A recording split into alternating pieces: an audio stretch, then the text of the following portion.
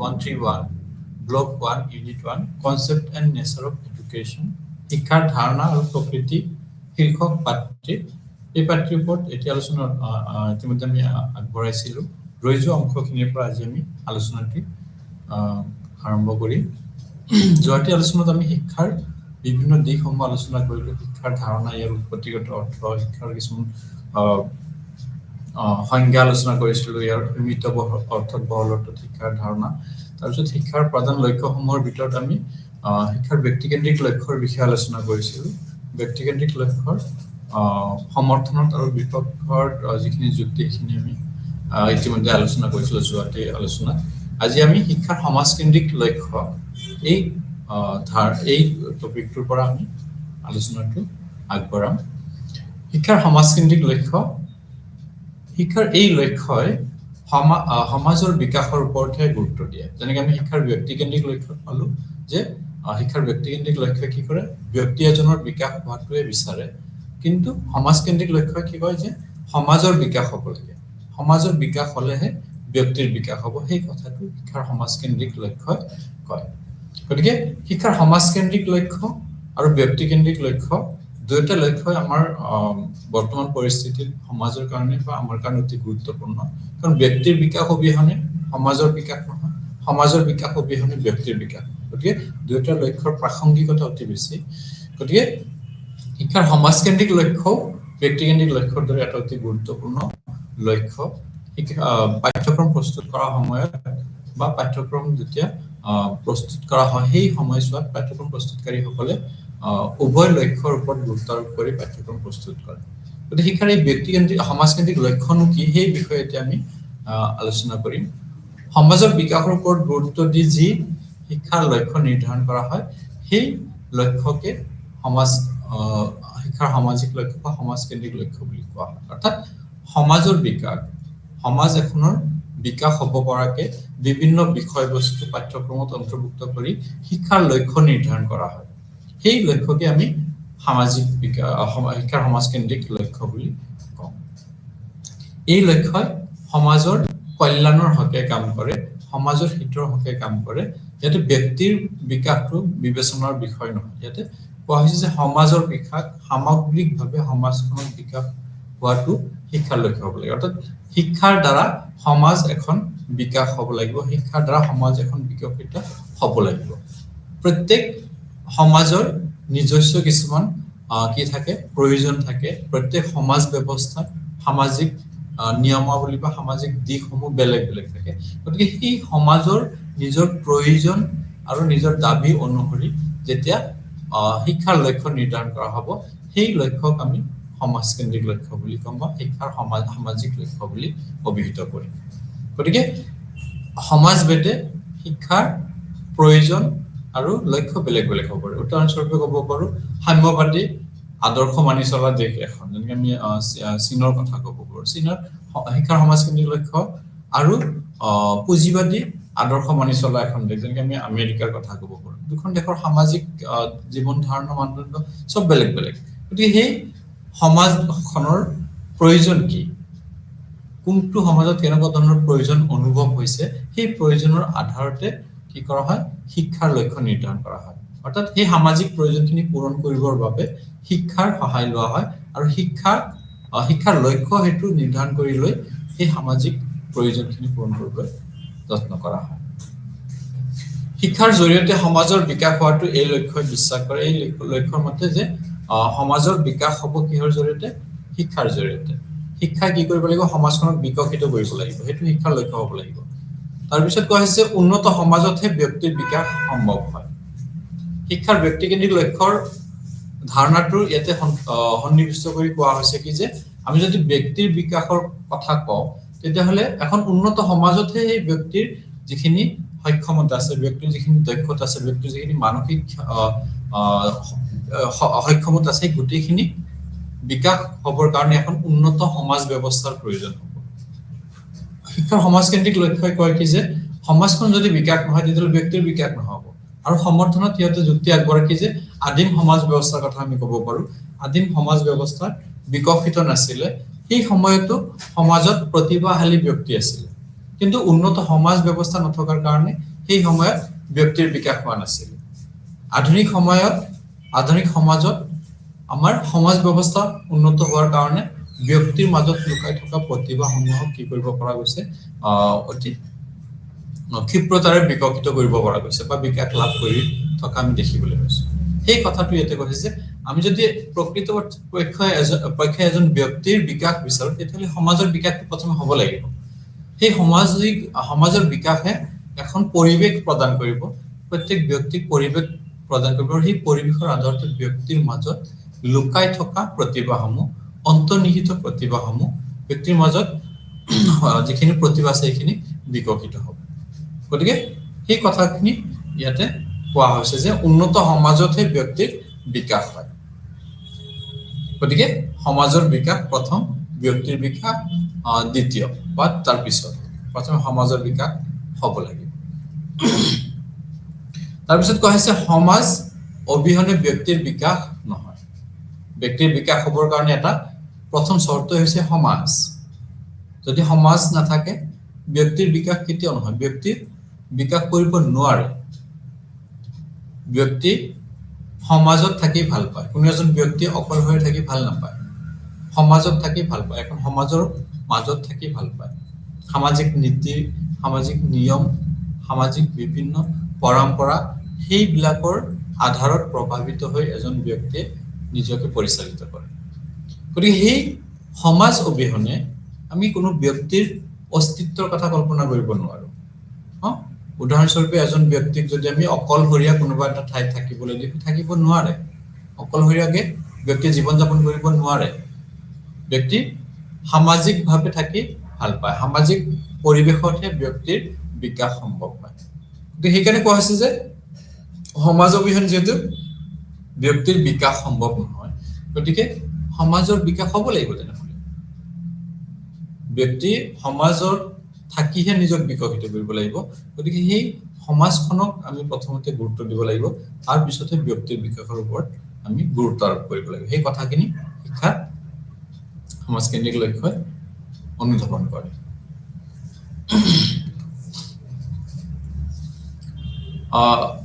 শিক্ষাৰ সমাজকেন্দ্ৰিক লক্ষ্যকো আমি দুটা অৰ্থত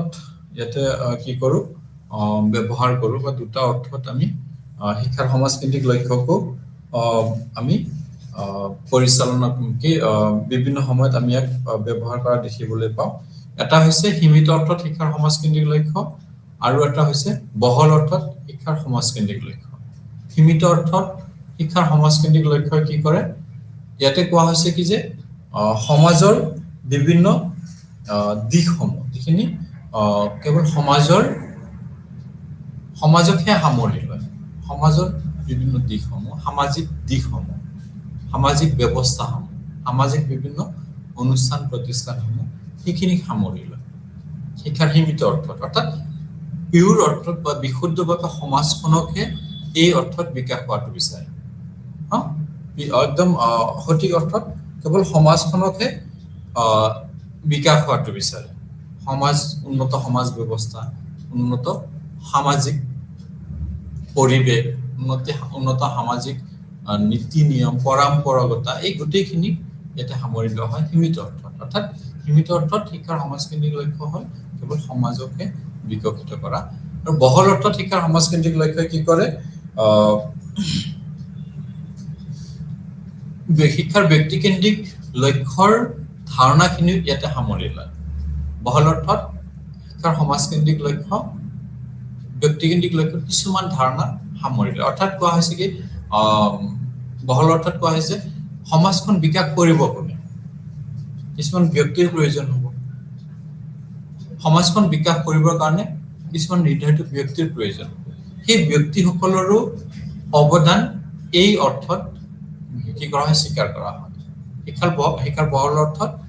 ব্যক্তিৰ বিকাশৰ ধাৰণাটো গ্ৰহণ কৰা হয় অৰ্থাৎ সামাজিক অনুষ্ঠান প্ৰতিষ্ঠান সামাজিক পৰিৱেশ সমাজৰ বিকাশ হ'বলৈ হ'লে আমি ব্যক্তিৰ বিকাশৰ ওপৰতো সমানভাৱে গুৰুত্ব দিব লাগিব ব্যক্তিৰ বিকাশৰ ধাৰণাটোকো এই অৰ্থত কি কৰা হয় সামৰি লোৱা হয় সীমিত অৰ্থত কেৱল সমাজৰ বিকাশৰ কথাটোৱে কয় কিন্তু বহল অৰ্থত ব্যক্তিৰ বিকাশৰ ধাৰণাটো সামৰি লৈ এই বিকাশ হোৱাটো বিচাৰে শিক্ষাৰ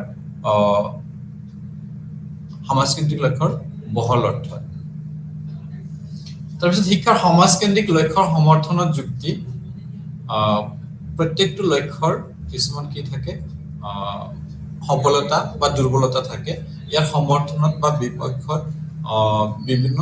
যুক্তি থকা আমি দেখিবলৈ পাওঁ। ইয়াতে শিক্ষাৰ সমাজকেন্দ্ৰিক লক্ষ্যৰ সমৰ্থনত কেইটামান যুক্তি আগবঢ়োৱা হৈছে। কোৱা হৈছে কি যে শিক্ষাৰ সমাজকেন্দ্ৰিক লক্ষ্যৰ সমৰ্থনত প্ৰথমে কোৱা হৈছে কি যে মানুহ হৈছে সামাজিক জীৱ। সমাজপ্ৰিয়তা মানুহৰ এটা বৈশিষ্ট্য। মানুহৰ এটা বৈশিষ্ট্য হ'ল কি যে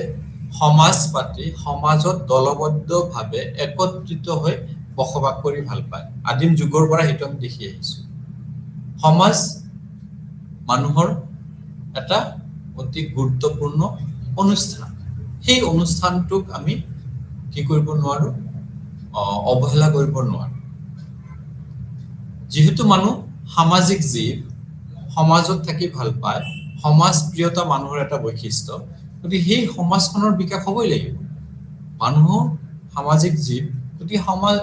সমাজত যিহেতু মানুহ থাকে, গতিকে মানুহৰ উন্নত জীৱন ধাৰণ, উন্নত মানসিক বিকাশৰ কাৰণে সমাজৰ বিকাশটো অতি প্ৰয়োজন। গতিকে সেইকাৰণে কোৱা হৈছে যে শিক্ষাৰ সমাজকেন্দ্ৰিক লক্ষ্যই সামাজিক বিকাশটো সমাজৰ বিকাশটো হোৱা বিচাৰে, আৰু সেই সমাজত কোনে বসবাস কৰে, নিৰ্ধাৰিত কিছুমান ব্যক্তিয়ে বসবাস কৰে। প্ৰত্যেক সমাজত ব্যক্তিৰ আধাৰতে গঢ় লৈ উঠে প্ৰত্যেকখন সমাজ। গতিকে সেই সমাজখন, যোনটো সমাজ ব্যক্তি নিজে গঠন কৰিলে, সেই সমাজখনৰ বিকাশ হ'ব লাগিব। তেতিয়াহে সেই সমাজত ব্যক্তিৰ বিকাশৰ ধাৰণাটো আমি প্ৰকৃতপক্ষে গ্ৰহণ কৰিব পাৰিম। গতিকে মানুহ সামাজিক জীৱ, সামাজিক দৃষ্টিভংগী, সামাজিক প্ৰেক্ষাপটত মানুহে নিজকে প্ৰতিফলিত কৰে। গতিকে সেই সমাজখনৰ বিকাশ হোৱাটো শিক্ষাৰ লক্ষ্যত স্থান পোৱাটো প্ৰয়োজন। শিক্ষাৰ লক্ষ্য নিৰ্ধাৰণ কৰোঁতে সেই সমাজক গুৰুত্ব দিব লাগিব। যিহেতু সমাজপ্ৰিয়তা মানুহৰ এটা বৈশিষ্ট্য, গতিকে মানুহৰ প্ৰিয় দিশসমূহ পাঠ্যক্ৰমত অন্তৰ্ভুক্ত কৰাটো অতি প্ৰয়োজন। তাৰপিছত কৈছে সমাজতহে ব্যক্তিৰ বিকাশ সম্ভৱপৰ। এখন উন্নত সমাজতহে ব্যক্তিৰ বিকাশ সম্ভৱ হয়। যদি সমাজ ব্যৱস্থাখন উন্নত হয়, সামাজিক মানদণ্ড উন্নত হয়, সামাজিক পৰম্পৰাগত ৰীতি নীতিসমূহ অতি উন্নত হয়, তেতিয়াহ'লে সেই সমাজত ব্যক্তিৰ বিকাশ সম্ভৱ। আৰু যদি সমাজখনৰ সামগ্ৰিক ধাৰণাটো বা সামগ্ৰিক ক্ষেত্ৰখন বিকশিত নহয়, উন্নত নহয়, তেতিয়াহ'লে সেই সমাজৰ মানুহো বিকশিত লাভ কৰিব নোৱাৰে, ব্যক্তিৰ বিকাশ নহয়। আমি ইয়াৰ উদাহৰণস্বৰূপে ক'ব পাৰোঁ, এখন উন্নত সমাজত থকা ব্যক্তি তেওঁৰ নিজৰ চিন্তা ভাৱনা, ক্ৰিয়া কলাপ আদিৰ জৰিয়তে তেওঁৰ মনত থকা সেই প্ৰতিভাসমূহক উদ্ৰেক ঘটাব পাৰে, বিকশিত কৰিব পাৰে। কিন্তু এখন সমাজ ব্যৱস্থা য'ত সমাজৰ বিকাশ হোৱা নাই, য'ত বিকাশ হোৱা নাই, উদাহৰণস্বৰূপে আমি ক'ব পাৰোঁ, এতিয়াও আমাৰ ভাৰতবৰ্ষৰ আন্দামান নিকোবৰ দ্বীপপুঞ্জৰ কিছুমান দ্বীপৰ মানুহ এতিয়াও সেই আধুনিক সমাজৰ নিচিনা বসবাস কৰি আছে, আধুনিক যুগৰ নিচিনা বসবাস কৰি আছে। কাৰণটো হ'ল সেই সমাজখন বিকশিত হোৱা নাই, সেই সমাজৰ বিকাশৰ প্ৰভাৱ পৰা নাই, বিকাশৰ পোহৰে আলোকিত নোহোৱাৰ কাৰণে সেই সমাজৰ মানুহখিনিও সেই তেনেকুৱা ধৰণৰ আধুনিক ৰূপতে এতিয়াও জীৱন যাপন কৰি আছে, একেই প্ৰাচীন যুগৰ নিচিনাকে জীৱন যাপন কৰি আছে। সেই মানুহখিনিৰ মাজতো কিন্তু প্ৰতিভা আছে, সেই মানুহখিনিৰ মাজতো বিভিন্ন দক্ষতা আছে, কিন্তু সেইখিনি প্ৰকাশ পাবৰ কাৰণে সমাজখন বিকাশ হোৱা নাই। সমাজখন বিকাশ নোহোৱাৰ কাৰণে সেই মানুহখিনিৰ দক্ষতা, প্ৰতিভা, সেই মানুহখিনিৰ সক্ষমতা সেইখিনি বিকাশ লাভ কৰি উঠা নাই। গতিকে সেইকাৰণে কৈছে সমাজতহে ব্যক্তিৰ বিকাশ সম্ভৱপৰ হয়। এখন উন্নত সমাজতহে আমি ব্যক্তিৰ বিকাশৰ কল্পনা কৰিব পাৰোঁ যদি সমাজ নাথাকে ব্যক্তিৰ বিকাশ কেতিয়াও আমি আশা কৰিব নোৱাৰোঁ ব্যক্তিৰ বিকাশৰ কাৰণে আমাক সমাজ নামৰ এটা মঞ্চ থাকিব লাগিব সমাজ নামৰ এটা প্লেটফৰ্ম থাকিব লাগিব যাৰ জৰিয়তে ব্যক্তিয়ে নিজৰ প্ৰতিভাসমূহক কি কৰিব পাৰে বিকাশ কৰিব পাৰে তাৰপিছত কৈছে মানৱিক দৃষ্টিকোণৰ পৰা ই সমৰ্থিত মানৱিক দৃষ্টিকোণৰ পৰা মানৱতাৰ দৃষ্টিকোণৰ পৰা সমাজৰ বিকাশটো সমৰ্থন কৰা হৈছে মানৱীয় দৃষ্টিকোণৰ পৰা এখন সমাজ ব্যৱস্থা য'ত বিকাশ হোৱা সেই সমাজখনক আমি বিভিন্ন সমস্যাৰে জৰ্জৰিত হোৱা দেখিবলৈ যোনটো সমাজত আধুনিকতাৰ চাপ পৰা নাই আধুনিকতাৰ পোহৰ পৰা নাই আধুনিকতাৰ প্ৰভাৱ পৰা নাই সেই সমাজত বহুতো সমস্যা দেখিবলৈ পাওঁ মানুহখিনিৰ জীৱন যাপন মানুহখিনিৰ দৈনন্দিন জীৱনৰ ক্ৰিয়াকলাপ সমস্যাযুক্ত সেই সমস্যাসমূহ মানৱ সমাজৰ মানৱীয়তাৰ ওপৰতো প্ৰভাৱ পৰে মানৱীয় দিশসমূহৰ ওপৰতো সেই সমস্যাসমূহে কি কৰি থাকে বিভিন্ন সময়ত প্ৰভাৱিত কৰি থাকে গতিকে সেই ধাৰণাটো পৰিৱৰ্তন কৰিবৰ কাৰণে মানৱীয় ধাৰণাটো অধিক গ্ৰহণযোগ্য কৰি তুলিবৰ কাৰণে সমাজৰ বিকাশ হ'ব লাগিব সমাজৰ বিকাশ হোৱাৰ লগে লগে মানুহৰ চিন্তাধাৰা মানুহৰ ক্ৰিয়াকলাপ মানুহৰ সকলোবোৰ দিশ পৰিৱৰ্তন হ'ব আৰু পৰিৱৰ্তন হৈ এখন উন্নত সমাজৰ মাজত থাকি প্ৰত্যেকজন ব্যক্তিয়ে জীৱন যাপন কৰিব পাৰিব গতিকে মানৱতাৰ ধাৰণাটো কি সকলো মানুহৰ যিখিনি মানুহ কি হৈ আছে সমস্যাযুক্ত হৈ আছে সমস্যাৰে ককবকাই আছে সেই মানুহখিনিক তাৰ পৰা কি কৰা উদ্ধাৰ কৰা এইটো মানৱীয়তা গতিকে শিক্ষাৰ সমাজকেন্দ্ৰিক লক্ষ্যই সেই সমস্যাৰে পৰিপূৰ্ণ ককবকাই থকা ব্যক্তিসকলক তাৰ পৰা পৰিত্ৰাণ দিবৰ কাৰণে সমাজখনৰ বিকাশ হোৱাটো বিচাৰে সমাজখনৰ বিকাশ হ'লে সেই সমাজত যিখিনি মানুহে বিভিন্ন সমস্যাৰে ককবকাই আছে সেইখিনিৰ পৰা পৰিত্ৰাণ পাব আৰু সেইটোৱে মানৱীয় দৃষ্টিভংগীৰ পৰা সমৰ্থিত বুলি কোৱা হৈছে সমাজ বিজ্ঞানৰ দ্বাৰাও এই লক্ষ্য সমৰ্থিত সমাজ বিজ্ঞান শিক্ষাৰ সমাজ বিজ্ঞান আমাৰ সমাজ বিজ্ঞান সমাজ সম্পৰ্কে অধ্যয়ন কৰা বিজ্ঞানৰ শাখাটো হৈছে সমাজ বিজ্ঞান গতিকে সেই সমাজ বিজ্ঞানৰ দ্বাৰাও শিক্ষাৰ সমাজকেন্দ্ৰিক লক্ষ্য সমৰ্থিত সমাজ বিজ্ঞানে সমাজকেন্দ্ৰিক লক্ষ্য সমৰ্থন কৰে শিক্ষাৰ সমাজকেন্দ্ৰিক লক্ষ্যই কি কয় যে প্ৰত্যেকজন ব্যক্তিয়ে নিজস্বতাক নিজৰ সত্তাক বিকাশ কৰিবৰ কাৰণে সমাজ নামৰ মঞ্চখন ব্যৱহাৰ কৰিব সামাজিক পৰিৱেশতহে ব্যক্তিৰ প্ৰতিভাক আমি মূল্যায়ন কৰিব পাৰোঁ ব্যক্তিৰ প্ৰতিভাক মূল্যায়ন কৰিবৰ কাৰণে সমাজৰ প্ৰয়োজন হয় আমি অকলশৰে এজন ব্যক্তিৰ প্ৰতিভাক আমি কেতিয়াও ভাল নে বেয়া সেইটো আমি জাজ কৰিব নোৱাৰোঁ কেতিয়া জাজ কৰিব পাৰিম যেতিয়া এখন সমাজত একাধিক ব্যক্তিয়ে সেই প্ৰতিভাটোত অংশগ্ৰহণ কৰিব তেতিয়া আমি কোনজন ভাল কোনজন বেয়া সেইখিনি জাজ কৰিব পাৰিম বিচাৰ কৰিব পাৰিম গতিকে সামাজিক নীতি নিয়ম সামাজিক আদৰ্শ সামাজিক মানদণ্ড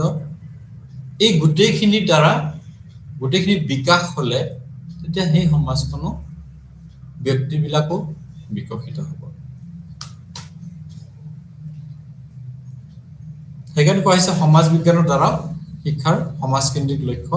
সমৰ্থিত সমাজ বিজ্ঞানে ইয়াক সমৰ্থন কৰে সমাজ বিজ্ঞানে কয় কি যে আমি সমাজৰ বিকাশ হোৱাটো বিচাৰো আৰু শিক্ষাৰ লক্ষ্যত সামাজিক বিকাশৰ ধাৰণাটো অন্তৰ্ভুক্ত হোৱাটো অতি গুৰুত্বপূৰ্ণ তাৰপিছত কোৱা হৈছে যে একতাৰ শক্তিক প্ৰতিপন্ন কৰে শিক্ষাৰ সমাজকেন্দ্ৰিক লক্ষ্যই কি কৰে একতাৰ শক্তিক প্ৰতিপন্ন কৰে একতা সকলো মানুহ একত্ৰিতভাৱে কোনো এটা কাম কৰিলে সহজে আমি কামটো সমাধান কৰিব পাৰোঁ কোনো এটা কাম যোনটো কাম আমি অকলে কৰিব নোৱাৰো মানসিক কাম হ'ব পাৰে শাৰীৰিক কাম হ'ব পাৰে শাৰীৰিক কাম মানে যিখিনি আমাক শক্তিৰ বা শৰীৰৰ বিভিন্ন দিশৰ ইনভলভমেন্টৰ জৰিয়তে বা অংশগ্ৰহণৰ জৰিয়তে আমি কাম সম্পূৰ্ণ কৰোঁ তাত শক্তিৰ প্ৰয়োগ কৰা হয় সেই কামটো কেতিয়াবা আমি অকলশৰে কৰিব নোৱাৰো কিবা গধুৰ বস্তু এটা দাঙিব লগা হ'ল তেনেকুৱা ধৰণৰ কিবা এটা কাম আমি কৰিব লগা হ'ল এজন ব্যক্তি সেইটো কাম কৰিব নোৱাৰে তাৰ কাৰণে একাধিক ব্যক্তিৰ প্ৰয়োজন হ'ব আৰু সেই একাধিক ব্যক্তি যেতিয়া একেলগে কাম কৰিব সেইটো একতা বাঢ়ি যাব ইউনিটি বা একতা বাঢ়ি যাব একতা বাঢ়ি যোৱাৰ লগে লগে সেই কামটো ইজি হৈ উঠে সেইকাৰণে কোৱা হৈছে কি যে শিক্ষাৰ সমাজকেন্দ্ৰিক লক্ষ্যই সমাজত একতাৰ ধাৰণাটো গঢ় দি তোলে একতা সকলোৱে মিলাপ্ৰীতি আৰু একত্ৰিতভাৱে কাম কৰাৰ যোনটো মনোভাৱ এই মনোভাৱ শিক্ষাৰ সমাজকেন্দ্ৰিক লক্ষ্যই বিকাশ কৰে শিক্ষাৰ সমাজকেন্দ্ৰিক লক্ষ্যৰ এই মনোভাৱৰ আধাৰতে সমাজত একতা বা মানুহৰ মাজত মিলাপ্ৰীতি বৃদ্ধি হ'ব বুলি কোৱা হৈছে তাৰপিছত কৈছে নিৰাপত্তা আৰু স্থায়িত্বৰ বাবে এই লক্ষ্যৰ প্ৰয়োজন নিৰাপত্তা প্ৰত্যেকজন ব্যক্তি নিৰাপদ ৰূপত থাকিব পাৰিব কেতিয়া যেতিয়া সমাজখন থাকিব সমাজত নিৰাপত্তা অনুভৱ কৰা যায় অকলশৰে থাকি কেতিয়া আমি নিৰাপদ অনুভৱ নকৰো সিকিউৰ ফিল নকৰো কোনোবা এটা দ্বীপ এটাৰ মাজত যদি এজন ব্যক্তিক অকলে থৈ অহা যায় সেই মানুহজনে তাতে ভয়তে মৰি থাকিব নিৰাপদ অনুভৱ নকৰি তাত জীৱ জন্তু বা বিভিন্ন পোক পৰুৱা বা বিভিন্ন হেৰিৰ ভয়ত বা আক্ৰমণত কি হ'ব মৰি থাকিব কিন্তু এখন সমাজত সেইটো নহয় সমাজৰ বিকশিত সমাজত সেই নিৰাপত্তাহীনতাৰ ধাৰণাটো মনৰ পৰা নোহোৱা হৈ যায় কিন্তু অকলশৰে থাকিলে সেইটো নিৰাপত্তাৰ ধাৰণাটো মনত সদায় খুন্দিয়াই থাকিব আৰু এইটো এটা সময়ত তাক বেয়াকে প্ৰভাৱিত কৰিব গতিকে সমাজত নিৰাপত্তা আৰু স্থায়িত্বৰ বাবে সামাজিক লক্ষ্যৰ অতি প্ৰয়োজন বা শিক্ষাৰ সমাজকেন্দ্ৰিক লক্ষ্যৰ অতি প্ৰয়োজন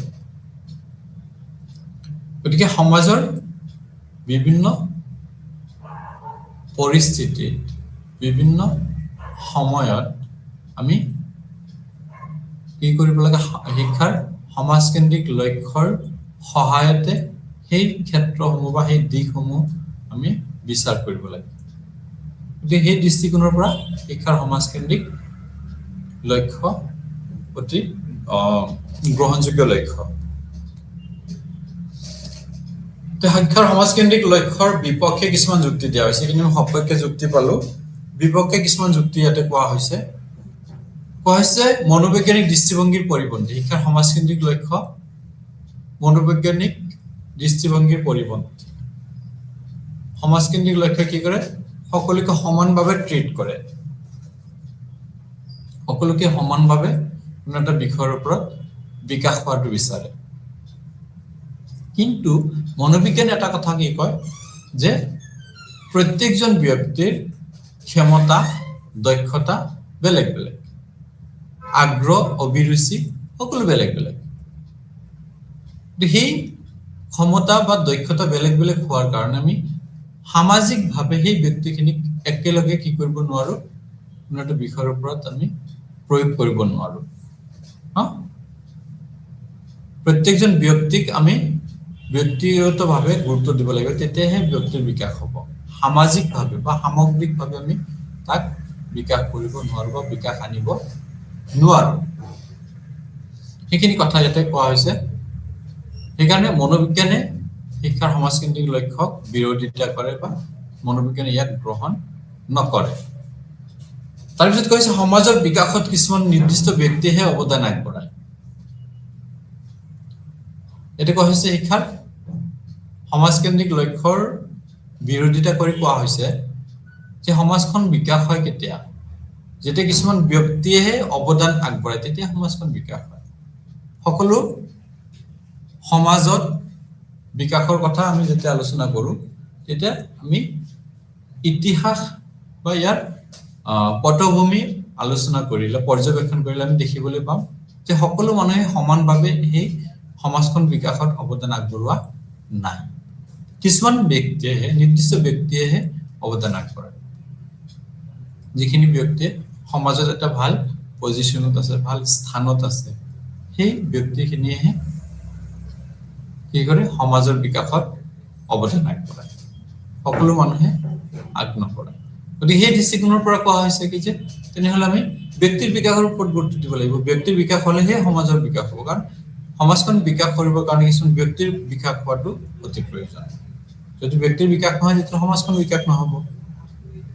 সেই কথাখিনি ইয়াতে কোৱা হৈছে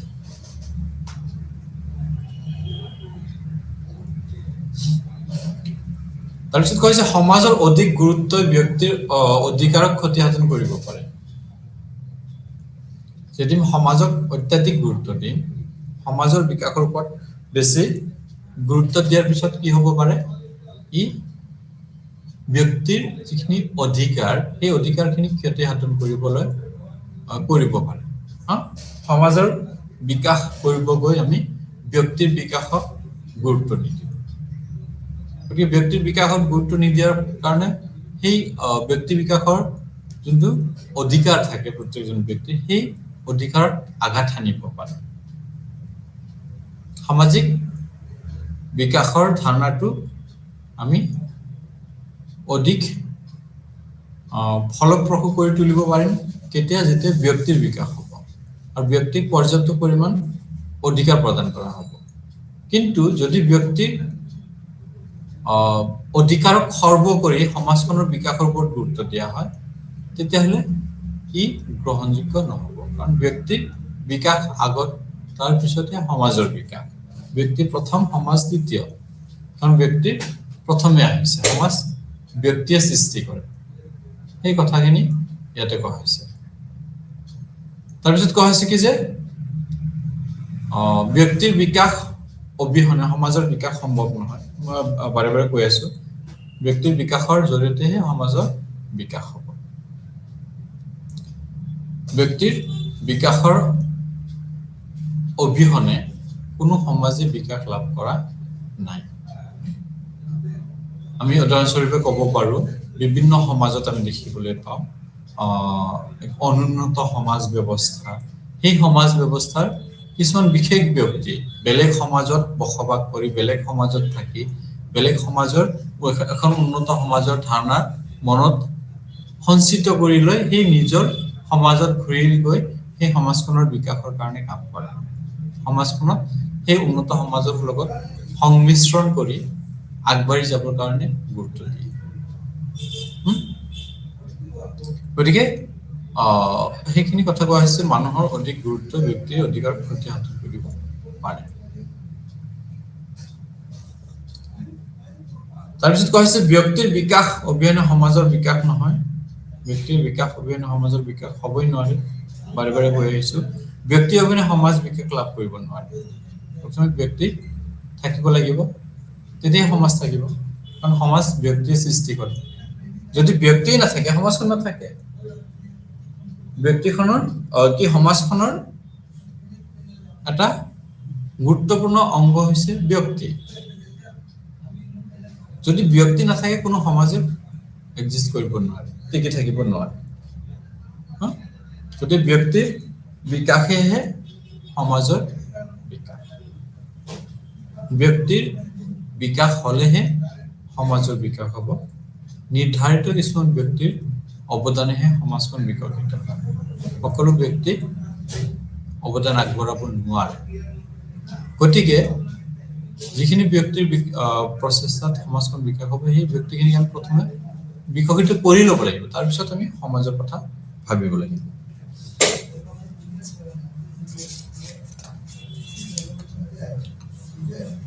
তাৰপিছত আহিল শিক্ষাৰ গণতান্ত্ৰিক লক্ষ্য আমি শিক্ষাৰ ব্যক্তিকেন্দ্ৰিক লক্ষ্য পালো সমাজকেন্দ্ৰিক লক্ষ্য পালো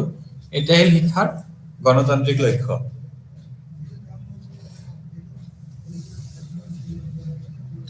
গণতান্ত্ৰিক ধাৰণাটোৱে কি বুজায় গণ মানে জনসাধাৰণ, তান্ত্ৰিক মানে শাসন ব্যৱস্থা, অৰ্থাৎ জনসাধাৰণৰ শাসন ব্যৱস্থাৰ দ্বাৰা পৰিচালিত এখন দেশক আমি গণতান্ত্ৰিক দেশ বুলি কওঁ। এটা শিক্ষাৰ ক্ষেত্ৰত গণতন্ত্ৰৰ ধাৰণাটো কি? শিক্ষাত কোৱা হৈছে যে শিক্ষা ব্যৱস্থা যেতিয়া জনসাধাৰণৰ হিতৰ কাৰণে, জনসাধাৰণৰ কল্যাণৰ কাৰণে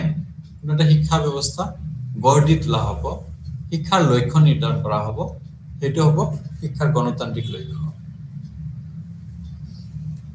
শিক্ষাৰ গণতান্ত্ৰিক লক্ষ্যৰ কাৰণে সমাজৰ বিকাশৰ ওপৰত গুৰুত্ব দিব লাগিব,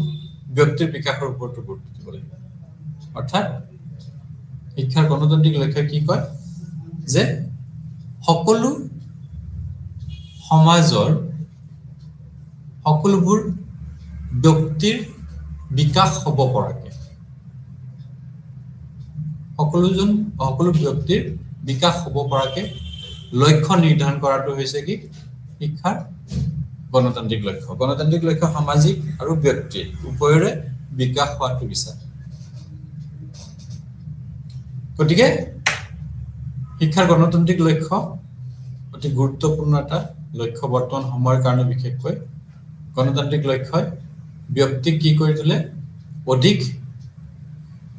সক্ৰিয় কৰি তোলে, দায়িত্ববান কৰি তোলে আৰু সমাজৰ কাৰণে, সমাজৰ এগৰাকী সুস্থ নাগৰিক হিচাপে নিজকে প্ৰতিষ্ঠিত কৰিবলৈ কি কৰে, বিভিন্ন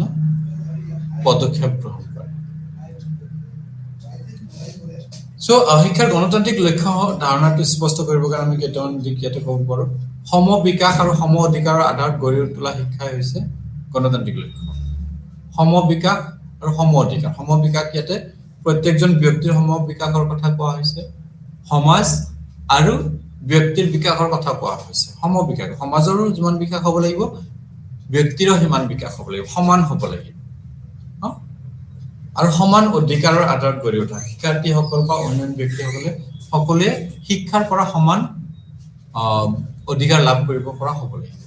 কোনো এজন ব্যক্তিক বেছি গুৰুত্ব দিয়া, কোনো এজন ব্যক্তিক কম গুৰুত্ব দিয়া, কোনো এটা অঞ্চলক বেছি গুৰুত্ব দিয়া, কোনো এটা অঞ্চলক কম গুৰুত্ব দিয়া, সেইটো শিক্ষাৰ গণতান্ত্ৰিক লক্ষ্য হ'ব নোৱাৰে। শিক্ষাৰ গণতান্ত্ৰিক লক্ষ্য কি কৰে, সকলোকে সমানভাৱে গুৰুত্ব দিয়ে, সমানভাৱে অধিকাৰ প্ৰদান কৰে আৰু সকলোকে সমানভাৱে বিকাশ হোৱাটো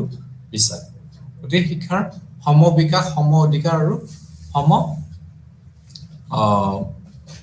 সম বিকাশ, এই ধাৰণাসমূহ শিক্ষাৰ গণতান্ত্ৰিক লক্ষ্যৰ সৈতে অতি নিবিড় সম্পৰ্কিত। শিক্ষাৰ গণতান্ত্ৰিক লক্ষ্যত ব্যক্তি আৰু সমাজৰ বিকাশৰ মাজত ভাৰসাম্যতা বজাই ৰাখে। শিক্ষাৰ ব্যক্তিকেন্দ্ৰিক লক্ষ্য কেৱল ব্যক্তিৰ বিকাশৰ কথা কয়। যদি কেৱল ব্যক্তিৰ বিকাশ হয়, সমাজৰ বিকাশ নহ'লে সমাজত এটা ভাৰসাম্যহীনতাৰ সৃষ্টি হ'ব। ঠিক তেনেকৈ যদি কেৱল সমাজৰ বিকাশৰ কথা কোৱা হয়, ব্যক্তিৰ বিকাশ নহ'লেও ভাৰসাম্যহীনতা হ'ব। কিন্তু শিক্ষাৰ গণতান্ত্ৰিক লক্ষ্যই কি কয় যে আমি ব্যক্তিৰ বিকাশ আৰু সমাজৰ বিকাশ দুয়োটাই সমানভাৱে কৰি এটা সমানভাৱে ভাৰসাম্য হৈ থকা এখন সমাজ বা এখন দেশ বা এখন শিক্ষা ব্যৱস্থা আমি কি কৰিব পাৰোঁ, আশা কৰিব পাৰোঁ। কেতিয়া? যেতিয়া শিক্ষাৰ ব্যক্তিৰ বিকাশো হ'ব, সমাজৰ বিকাশো হ'ব, উভয়তে বিকাশৰ জৰিয়তেহে আমি ভাৰসাম্যটো বজাই ৰাখিব। গতিকে শিক্ষাৰ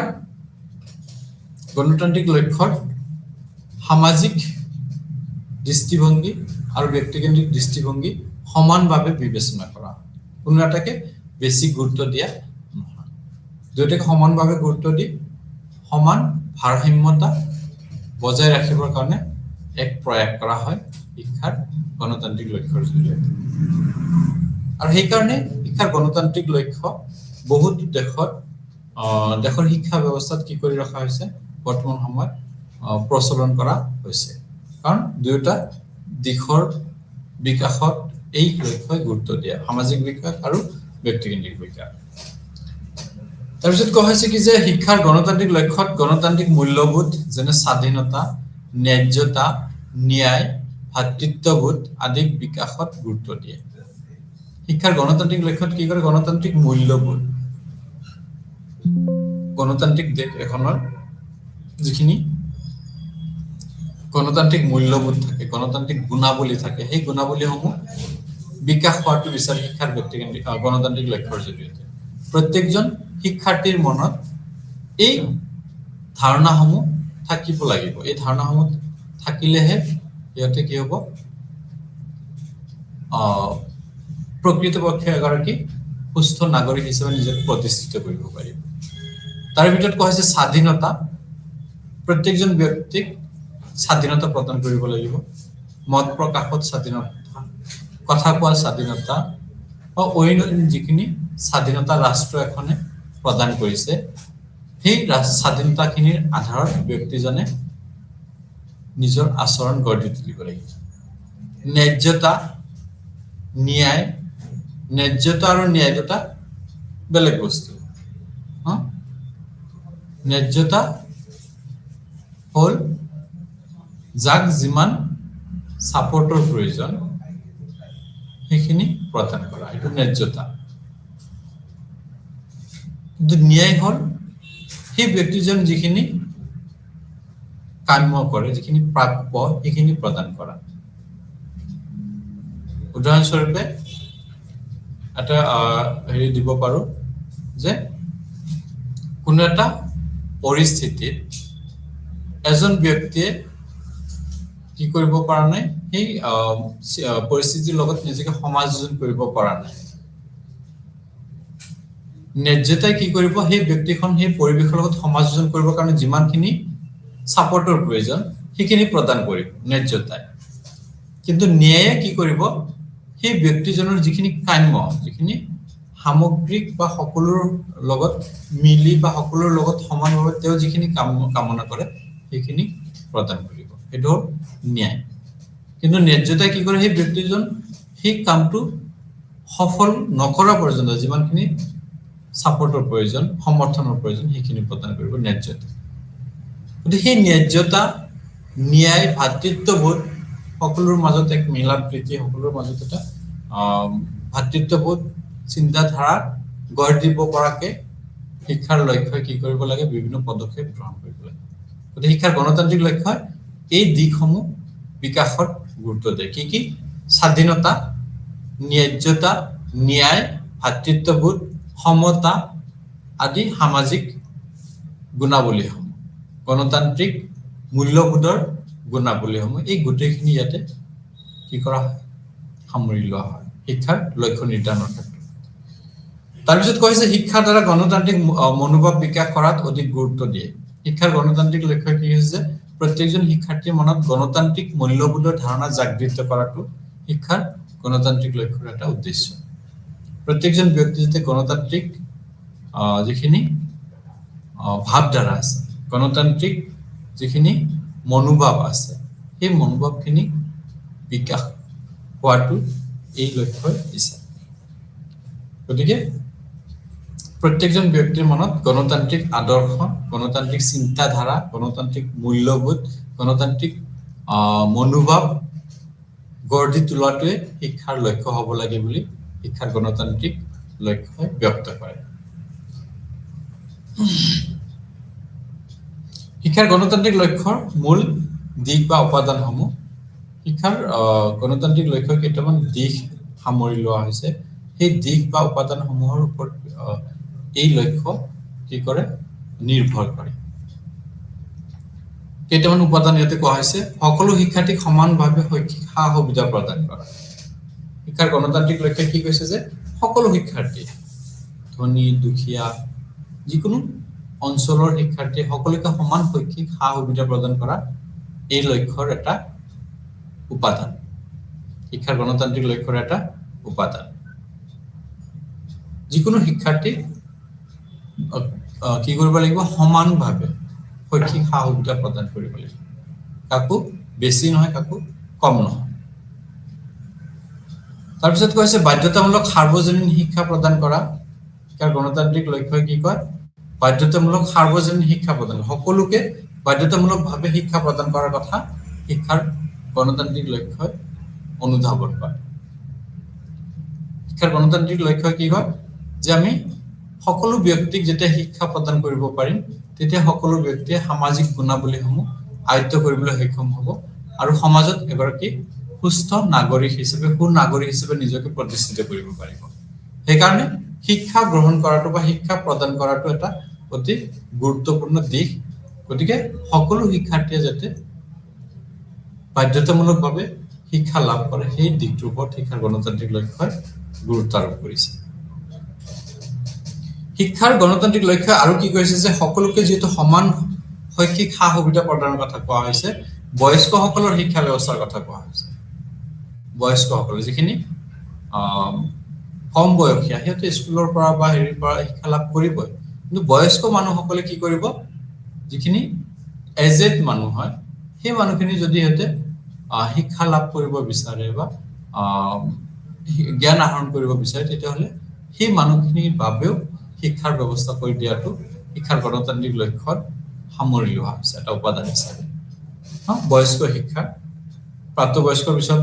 যিখিনি মানুহ সেইখিনি আমি বয়স্ক বুলি কম গতিকে সেই মানুহখিনিকো শিক্ষাৰ ক্ষেত্ৰখনত অন্তৰ্ভুক্ত কৰিবৰ কাৰণে বিভিন্ন ব্যৱস্থা গ্ৰহণ কৰিব তাৰপিছত কৈছে প্ৰতিষ্ঠানিক স্বতন্ত্ৰতা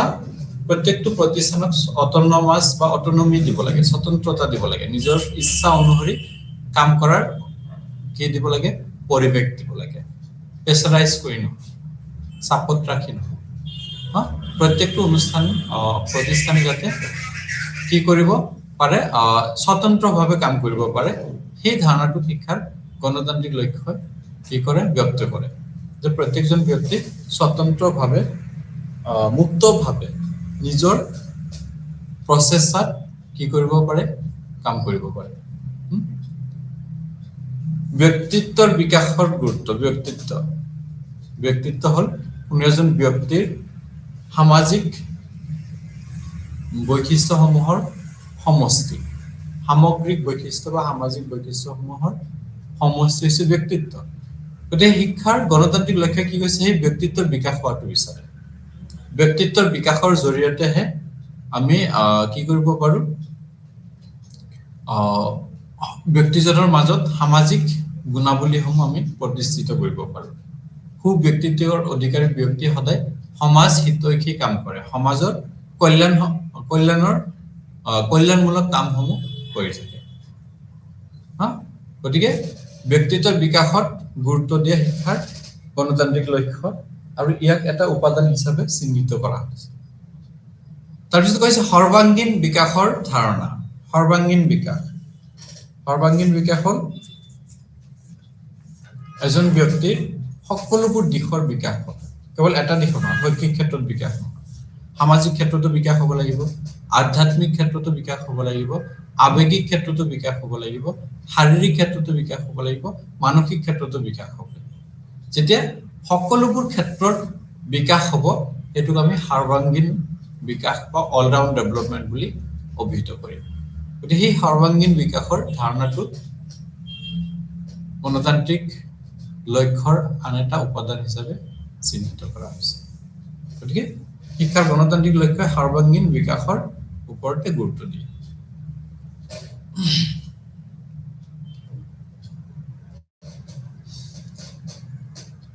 তাৰপিছত কোৱা হৈছে জাতীয় আৰু আন্তৰ্জাতিক দৃষ্টিভংগীৰ বিকাশ শিক্ষাৰ জৰিয়তে কি কৰিব লাগিব জাতীয় আৰু আন্তৰ্জাতিক দৃষ্টিভংগীৰ বিকাশ কৰিব লাগিব ল'ৰা ছোৱালীৰ মনত জাতীয় চেতনা জাগৃত কৰিব লাগিব শিক্ষাৰ এইটো এটা লক্ষ্য হ'ব লাগিব জাতীয় চেতনা নিজৰ জাতি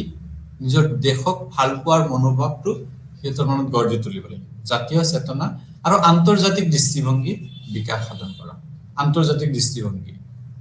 বেলেগ ৰাষ্ট্ৰৰ প্ৰতি থকা সন্মান বেলেগ ৰাষ্ট্ৰৰ প্ৰতি থকা ভাল ভাৱ সদায় গঢ় দি তুলিব লাগিব জাতীয় বিকাশ বা জাতীয় উন্নয়নৰ স্বাৰ্থত বিভিন্ন জাতীয় গুণাৱলীসমূহ প্ৰত্যেকজন ব্যক্তিৰ মনত থাকিব লাগে যেনে জাতীয় সংহতি মানে সকলো ব্যক্তিৰ মাজত মিলা প্ৰীতি বা দেশৰ বিভিন্ন মানুহৰ মাজত থকা একতা সেই ধাৰণাসমূহ শিক্ষাৰ জৰিয়তে বিকাশ কৰিব লাগে জাতীয়তাবাদ নিজৰ দেশখন, নিজৰ জাতিখন, নিজৰ জাতিখনক ভাল পাবলৈ শিকাব লাগে শিক্ষাৰ জৰিয়তে। এটা শিক্ষাৰ লক্ষ্য হ'ব লাগে। তাৰপিছত আন্তৰ্জাতিক দৃষ্টিভংগী, আমি আমাৰ নিজৰ ৰাষ্ট্ৰক ভাল পোৱাৰ উপৰিও আমি বেলেগ ৰাষ্ট্ৰৰ প্ৰতি সদায় শ্ৰদ্ধাশীল হ'ব লাগে। আন্তৰ্জাতিক দৃষ্টিভংগীত সেইখিনি কথা কোৱা হৈছে। নিজৰ দেশখনক ভাল পাই বেলেগ দেশক বেয়া পালে তেতিয়া আমাৰ দেশৰ বিকাশত ইয়াৰ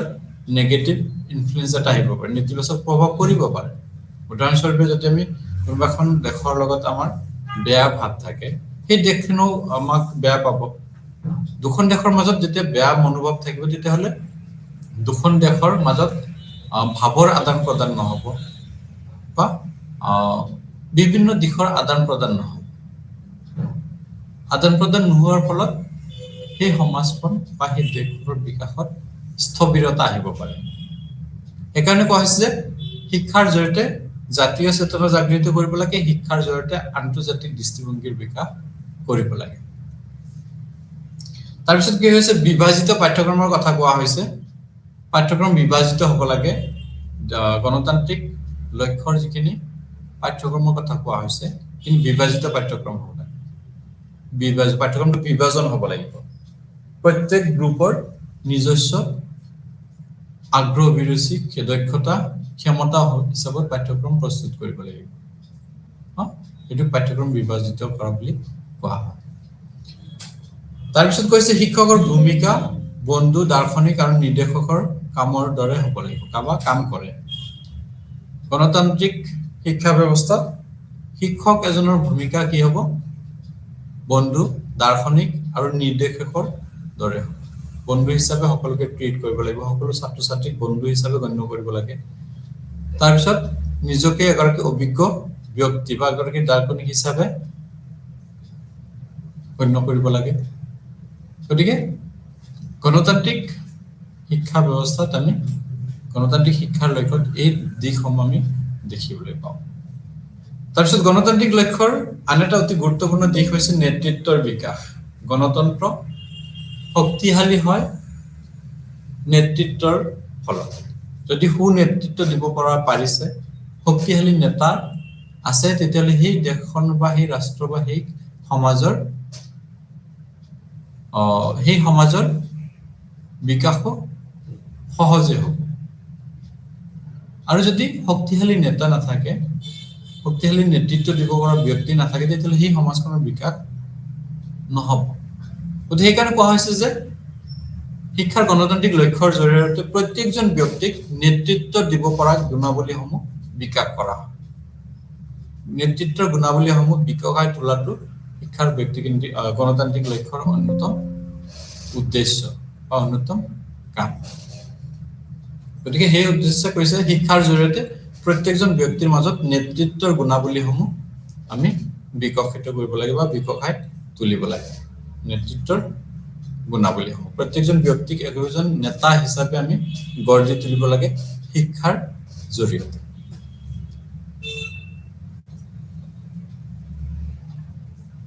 এইখিনি আছিলে শিক্ষাৰ লক্ষ্য সম্পৰ্কে ধাৰণা। আমি শিক্ষাৰ লক্ষ্য সম্পৰ্কে তিনিটা লক্ষ্যৰ বিষয়ে আলোচনা কৰিলো। এটা হ'ল শিক্ষাৰ ব্যক্তিকেন্দ্ৰিক লক্ষ্য, যি লক্ষ্যই কেৱল ব্যক্তিৰ বিকাশৰ ওপৰত গুৰুত্ব দিয়ে। শিক্ষাৰ সমাজকেন্দ্ৰিক লক্ষ্য, যি লক্ষ্যই কেৱল সমাজৰ বিকাশৰ ওপৰত গুৰুত্ব দিয়ে। আৰু এটা পালো আমি শিক্ষাৰ গণতান্ত্ৰিক লক্ষ্য, যি লক্ষ্য সমাজ আৰু ব্যক্তি উভয়ৰে বিকাশৰ ওপৰত গুৰুত্ব দিয়ে, উভয় ক্ষেত্ৰখনৰ বিকাশ হোৱাটো বিচাৰে। এতিয়া আমি আলোচনা কৰিম শিক্ষাৰ জৰিয়তে মূল্যবোধৰ উৎকৰ্ষ। শিক্ষাৰ জৰিয়তে আমি কেনেকে মূল্যবোধৰ উৎকৰ্ষ মানে ইয়াতে চহোৱা মানে ইয়াতে কোৱা হৈছে আমি যেনেকে খেতি পথাৰত কি কৰো, চহোৱাই কি কৰো, আমি শস্য উৎপন্ন কৰো বা শস্য উৎপাদন কৰো। সেই অৰ্থতে ইয়াতে উৎকৰ্ষ শব্দটো ব্যৱহাৰ কৰা হৈছে। আমি শিক্ষাৰ জৰিয়তে কেনেকে মূল্যবোধৰ কি সৃষ্টি কৰিব পাৰো, মূল্যবোধ কেনেকে আমি চহাব পাৰো, উৎকৰ্ষ কৰিব পাৰো শিক্ষাৰ জৰিয়তে, সেই কথাখিনি ইয়াতে কোৱা হৈছে। শিক্ষাৰ ক্ষেত্ৰখনত বা আধুনিক সমাজ ব্যৱস্থাত মূল্যবোধৰ ধাৰণাটো অতি গুৰুত্বপূৰ্ণ। যদি মূল্যবোধ নাথাকে সমাজখনত সদায় হাহাকাৰ সদায় উশৃংখলতা সমাজখনত এটা নৈৰাজ্যতা বিৰাজ কৰিব মূল্যবোধে কি কৰে মানুহৰ আচৰণক নিয়ন্ত্ৰণ কৰি মানুহক নিজৰ সমাজ বা অন্য ব্যক্তিৰ প্ৰতি সদ্ভাৱ বজাই ৰখাত সহায় কৰে গতিকে সেই মূল্যবোধটো আমি কেনেকৈ শিক্ষাৰ জৰিয়তে সৃষ্টি কৰিব পাৰো সেই বিষয়ে এটা আলোচনা কৰা হৈছে আমি ইতিমধ্যে আলোচনা কৰিলো যে মূল্যবোধ মানৱ জাতিৰ এক অতি গুৰুত্বপূৰ্ণ দিশ যিয়ে মানুহৰ আচৰণৰ সমাজৰ আচৰণক প্ৰভাৱিত কৰে মূল্যবোধ মানৱ জীৱনৰ এটা অতি গুৰুত্বপূৰ্ণ দিশ বুলি কোৱা হৈছে যদি মূল্যবোধ নাথাকে সেই মানুহজনে কেতিয়াও নিজকে এজন পাৰফেক্ট মানুহ হিচাপে প্ৰতিষ্ঠিত কৰিব নোৱাৰে সঠিক মানুহ হিচাপে কেতিয়াও প্ৰতিষ্ঠিত কৰিব নোৱাৰে গতিকে শিক্ষাৰ মূল্যবোধে ব্যক্তিৰ মূল্যবোধে কি কৰে সমাজৰ পৰিবেশত বিভিন্ন সামাজিক পৰিবেশত আমি যি আচৰণ প্ৰদৰ্শন কৰো তাৰ ওপৰত প্ৰভাৱ পেলায় সামাজিক আচৰণত কি কৰে আমাৰ মূল্যবোধে প্ৰভাৱিত কৰে সামাজিক আচৰণক প্ৰভাৱিত কৰি তোলে মূল্যবোধ গতিকে মূল্যবোধ এটা অতি গুৰুত্বপূৰ্ণ দিশ যোনটো প্ৰত্যেকজন ব্যক্তিৰ থকাটো প্ৰয়োজন কৈছে মূল্যবোধে মানুহৰ ব্যক্তিত্বক প্ৰতিফলিত কৰে মূল্যবোধ মানুহৰ ব্যক্তিত্বক প্ৰতিফলিত কৰে এতিয়া মই কেনেকুৱা মূল্যবোধৰ গৰাকী বা মোৰ মাজত কেনেকুৱা ধৰণৰ মূল্যবোধ আছে সেইখিনি মানুহে গম পাব কেনেকৈ ব্যক্তিত্বৰ জৰিয়তে ব্যক্তিত্বৰ জৰিয়তে সেই মানুহজনৰ মূল্যবোধ মানুহজনৰ মনত লুকাই থকা বিভিন্ন দিশসমূহ প্ৰকাশ হ'ব গতিকে যদি আমি প্ৰত্যেকজন ব্যক্তিক মূল্যবোধৰ ধাৰণা দিব পাৰো নিশ্চিত ৰূপত সেই ব্যক্তিসকলৰ ব্যক্তিত্ব কি হ'ব আকৰ্ষণীয় হ'ব যদি আমি ব্যক্তিত্বৰ মাজত মূল্যবোধৰ উৎকৰ্ষ কৰিব পৰা নাই ব্যক্তিৰ মাজত বা ল'ৰা ছোৱালীৰ মাজত মূল্যবোধৰ উৎকৰ্ষ কৰিব পৰা নাই তেতিয়াহ'লে ই আমাৰ কাৰণে কি হ'ব গ্ৰহণযোগ্য হৈ নুঠিব পাৰে সামাজিক আচৰণত ইয়াৰ প্ৰভাৱ পৰিব আৰু সেই আচৰণটো আমাৰ কাৰণে গ্ৰহণযোগ্য হৈ নুঠিব পাৰে তাৰপিছত কোৱা হৈছে শিক্ষা আৰু মূল্যবোধ এটা আনটোৰ সৈতে সম্পৰ্কযুক্ত শিক্ষা আৰু মূল্যবোধ এটা আনটোৰ সৈতে অতি নিবিড়ভাৱে সম্পৰ্কযুক্ত শিক্ষাৰ বিভিন্ন ক্ষেত্ৰ বিভিন্ন দিশত মূল্যবোধ জড়িত হৈ আছে মূল্যবোধৰ আধাৰতে শিক্ষা ব্যৱস্থাটো পৰিচালিত হৈ আছে গতিকে এটা বাদ দি আন এটাক আমি কল্পনা কৰিব নোৱাৰো এটা অবিহনে আন এটা তিষ্ঠি থাকিব নোৱাৰে এটা অবিহনে আনটোৰ কথা আমি আশা কৰিব নোৱাৰো তাৰপিছত কোৱা হৈছে মূল্যবোধ বাহ্যিক আৰু আভ্যন্তৰীণ বিধৰ হ'ব পাৰে মূল্যবোধ দুটা প্ৰকাৰ হ'ব পাৰে বাহ্যিকো হ'ব পাৰে আভ্যন্তৰীণ হ'ব পাৰে বাহ্যিক মূল্যবোধ হৈছে যোনটো আমি মানুহৰ মাজত ইন্দ্ৰিয়ৰ জৰিয়তে আমি উমান পাওঁ অৰ্থাৎ ভাল আচৰণ ভাল ব্যৱহাৰ ভাল কথা বতৰা এইবিলাকৰ জৰিয়তে মূল্যবোধৰ প্ৰকাশ পায় সেইখিনি বাহ্যিক মূল্যবোধ আৰু আভ্যন্তৰীণ মূল্যবোধ হ'ল সেই ব্যক্তিজনৰ কিছুমান বিশেষ গুণাৱলী ব্যক্তিজনৰ কিছুমান তেনেকুৱা ধৰণৰ দিশ যাৰ জৰিয়তে আভ্যন্তৰীণ দিশটো প্ৰকাশ পায় ব্যক্তিজনৰ মনোভাৱ ব্যক্তিজনৰ আগ্ৰহ অভিৰুচি এইবিলাক গতিকে বাহ্যিক হ'ব পাৰে আভ্যন্তৰীণ হ'ব পাৰে দুই প্ৰকাৰ হ'ব পাৰে মূল্যবোধৰ প্ৰকাৰসমূহ ইয়াতে দিয়া হৈছে দুই প্ৰকাৰ বাহ্যিক মূল্যবোধ আৰু আভ্যন্তৰীণ মূল্যবোধ বাহ্যিক মূল্যবোধ এক বাহ্যিক গুণ যাক পৰ্যবেক্ষণৰ দ্বাৰা উমান ল'ব পাৰি যোনটো মই অলপ আগতে ক'লো পৰ্যবেক্ষণ আমি ইন্দ্ৰিয়সমূহৰ দ্বাৰা বা আমাৰ ইন্দ্ৰিয়ৰ উপস্থিতিত আমি সেই গুণটো কি কৰিব পাৰো গম পাব পাৰো যেনেকে এজন ব্যক্তিৰ ভাল আচৰণ এজন ব্যক্তিৰ ভাল গুণ এটা যিখিনি আমি পৰ্যবেক্ষণৰ জৰিয়তে কি কৰিব পাৰো গম পাব পাৰো উদাহৰণস্বৰূপে এজন ব্যক্তি দুখীয়া মানুহক সহায় কৰিলে নিশ্চিত ভিতৰতে তাৰ মূল্যবোধৰ ভিতৰত পৰে এইটো আমি চকুৰে দেখা পাওঁ সেই গুণটোক আমি চকুৰে দেখা পাইছো দেখা পোৱাৰ ফলত তেওঁক সেই মূল্যবোধৰ গৰাকী বুলি আমি কওঁ আৰু সেইখিনি হ'ল বাহ্যিক মূল্যবোধ গতিকে বাহ্যিক মূল্যবোধ এক বাহ্যিক গুণ যাক পৰ্যবেক্ষণৰ দ্বাৰা উমান ল'ব বাঢ়ে আভ্যন্তৰীণ মূল্যবোধ ব্যক্তিৰ অন্তৰ্নিহিত ব্যক্তিনিষ্ঠ গুণাৱলী হৈছে আভ্যন্তৰীণ মূল্যবোধ যিখিনি অন্তৰ্নিহিত আৰু ব্যক্তিনিষ্ঠ যিখিনি গুণাৱলী আমি পৰ্যবেক্ষণৰ দ্বাৰা উমান ল'ব নোৱাৰো যিখিনি গুণাৱলী আমাৰ ইন্দ্ৰিয়ে ঢুকি নাপায় ইন্দ্ৰিয়ৰ বাহিৰত থকা গুণাৱলীসমূহ হৈছে আভ্যন্তৰীণ বা অন্তৰ্নিহিত গতিকে এই মূল্যবোধ দুটাৰ আধাৰতে সমগ্ৰ শিক্ষা ব্যৱস্থা পৰিচালিত হ'ব লাগে আৰু আমি শিক্ষাৰ জৰিয়তে এই মূল্যবোধ বাহ্যিক মূল্যবোধে হওক আভ্যন্তৰীণ মূল্যবোধে হওক আমি এইখিনি উৎকৰ্ষ কৰিব লাগে বাস এইখিনিক আমি প্ৰেক্টিছ কৰিব লাগে তাৰপিছত কোৱা হৈছে যে শৈক্ষিক মূল্যবোধৰ প্ৰকাৰসমূহ শৈক্ষিক মূল্যবোধৰ কেইবাটাও প্ৰকাৰ আছে মূল্যবোধৰ প্ৰকাৰসমূহ ইয়াতে প্ৰথমে কোৱা হৈছে যে মুখ্য বা প্ৰত্যক্ষ মূল্যবোধ পৰোক্ষ মূল্যবোধ সৌন্দৰ্য মূল্যবোধ গণতান্ত্ৰিক মূল্যবোধ নৈতিক মূল্যবোধ এই শৈক্ষিক ক্ষেত্ৰখনত এইকেইটা মূল্যবোধ ব্যৱহাৰ হয় সৌন্দৰ্য মূল্যবোধ মুখ্য মূল্যবোধৰ ভিতৰত কিছুমান বিশেষ গুণাৱলী যিখিনি আমাৰ সকলো মানুহৰে কি হৈ থাকে প্ৰয়োজন হয় মুখ্য মূল্যবোধ বা প্ৰত্যক্ষ মূল্যবোধ বুলি কোৱা হয়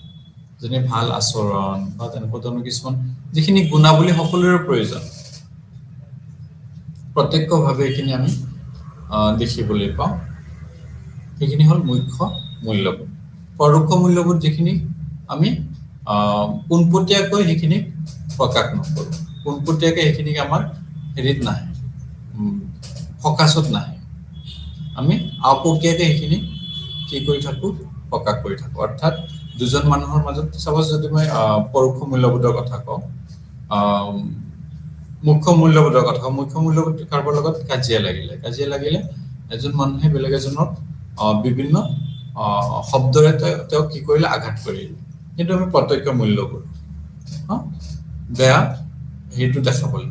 তে পৰোক্ষ মূল্যবোধ কোনটো হ'ব ইয়াতে কি কৰা হৈছে যে সেই ব্যক্তিজনে যাৰ লগত কাজিয়া লাগিছে তেওঁ একো নকয় তেওঁ বেলেগৰ হতুৱাই তেওঁ কি কৰিব কিছুমান তেনেকুৱা ধৰণৰ হেৰি তেওঁ কি কৰিব প্ৰেক্টিছ কৰাব প্ৰত্যক্ষভাৱে নহয় পৰোক্ষভাৱে তেওঁ নিজে ইনভলভ নোহোৱাকৈ নিজে জড়িত নোহোৱাকৈ এই বিষয়টো প্ৰেক্টিছ কৰে সৌন্দৰ্য মূল্যবোধ ইয়াতে